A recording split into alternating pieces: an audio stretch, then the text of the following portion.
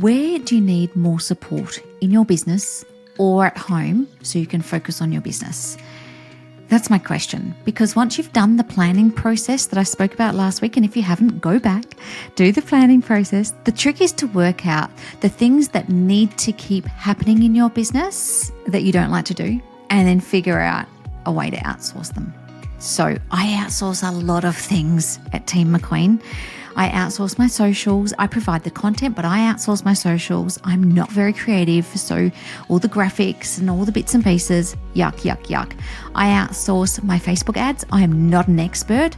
Get rid of that thing, give it to someone else. I outsource our on-the-ground event coordination and finding venues, etc., to my amazing events person, Steph LaCure from Carter & Co. Go give her a follow. I find the experts in the field and then I outsource to them rather than me trying to do it all and trying to do a really bad job. Sometimes it's worth outsourcing in order to spend more time building your business and staying in your zone of genius than trying to struggle with a Canva template for an hour, trying to work out an email sequence when you're not very good at that. All those things drive me bananas. I had a client who was trying to do all the things. She was trying to do all the things and she had a great business. And one of her goals was to get on more podcasts, but she had been putting it off and putting it off and putting it off. She didn't know where to start. We agreed that outsourcing the research to a professional would be a way to start. She would need to be very clear about what she wanted, and then she left it in the hands of a professional. So we hatched a plan. We worked out the questions that she would ask someone. We looked at sites like Fiverr and Upworks, and we selected someone who was an expert at podcast research. Amazing. She was astonished by the results. She got an Excel spreadsheet with 200 podcasts within her target market to approach. Not only that, she got an email address to message. She got a link to the podcast so she could have a listen, and she got a definition as to why they had selected it. It was so good. And the beautiful thing, it was delivered within a week. It was delivered within a week. And the best bit, it cost her $100. If you don't have $100 to do that kind of research, if you are not a researcher, would take you forever. This is just one example of one task you can outsource. Was she stoked? You bet your bottom dollar she was stoked. She was like, whoop, whoop. Now she's got to do the next step. Now, the next step could be that she could outsource the pitching to someone else. She does not need to do that bit. But that's in the next discussion to have, right? Sometimes I think we go, I want to get on 200 podcasts and it looks so big, we're like boiling the ocean. If we broke it down and went, right, we want to get on 200 podcasts, but let's break it down. What do we need first? Well, we need the podcasts. Then what do we need? We need a script to send to people, or we need a who to do the script to send to people. And then what do we need? And then you just work in logical order of what you need. I'm going to stop there for a minute because, you could double speed me and then I'd sound like a chipmunk. And ask you this: what gaps in support do you have that need to be filled? How can they be filled? I've got a little exercise for you because, I love my homework and I love practical exercises. All right, grab a piece of paper, A4 piece of paper, grab a cup of tea, grab a pen. Draw a line, smack bang down the middle. On the left-hand side, I want you to do a brain dump. Write down all the things that you need support with. It might be work-related, it might be business-related, it might be home-related, doesn't matter. Just go ahead and do a brain dump on the left-hand side of the piece of paper. Now, once you've exhausted that, and my chances are once you get thinking, you'll think of a ton of stuff to outsource. But once you feel like you've done that, I want you to look at the right-hand side and think about the support that you need that would manage the piece on the left. Yeah? So where can you get the support from? Simply just doing the left-hand exercise will help you work out what you can outsource. And the right-hand side should be who or how you can outsource. I'll give you an example. On the home front for me, at the beginning of 2024, the year that we're in, I had a gap. I had a gap because I knew that sometimes my corporate clients needed me on a Wednesday. And Wednesday is a drop off and pick up from school and a snack and then swimming. I knew that. So I needed to find someone who would be able to collect Evie from school bring her home for a snack, take her to swimming.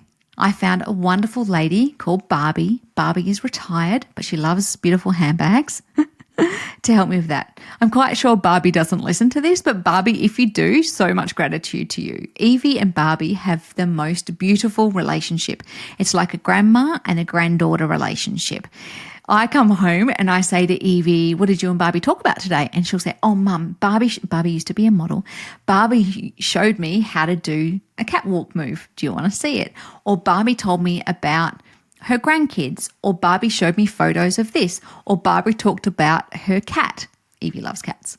And that has been a game changer for us. I can completely trust Barbie.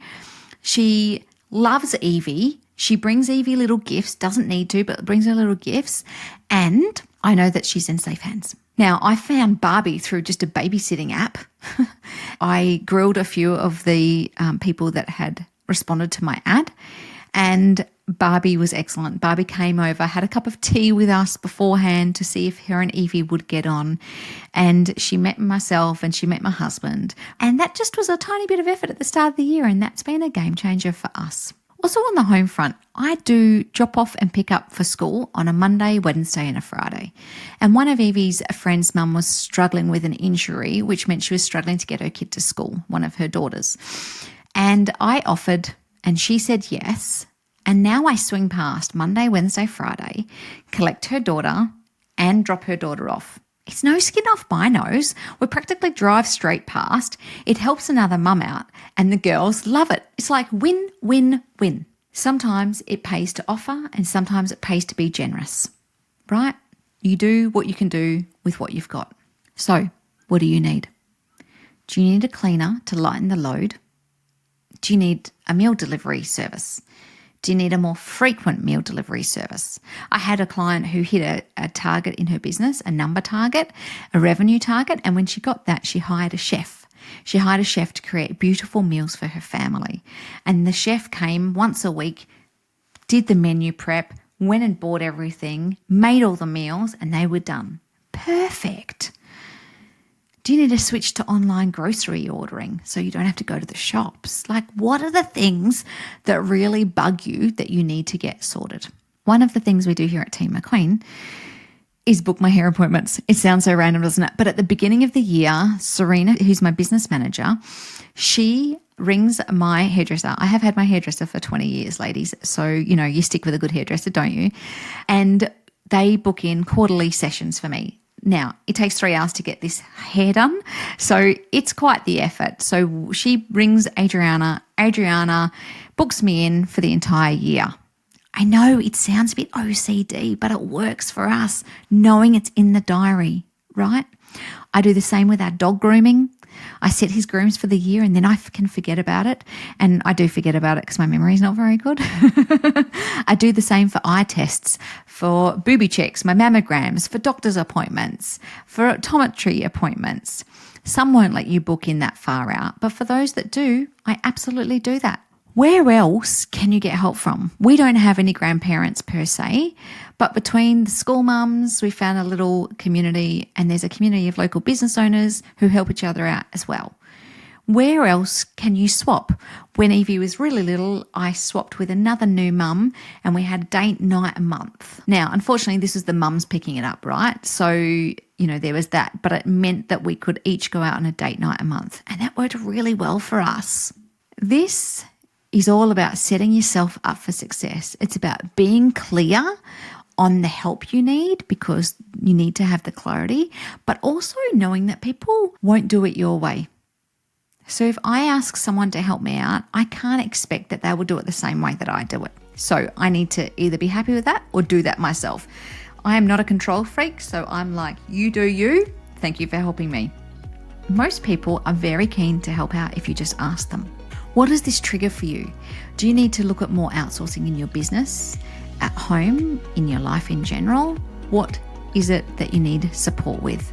And how can you get that support? I would encourage you, as you set yourself up for the next year, to think about what little things are you doing where actually your time could be spent elsewhere, and what things are you doing where if you hand it over to a professional, you might get a better job. It might save you a stack of cash in the long run. and it frees you up to do other stuff in your business. I hope this episode has helped. Until next time, see you soon.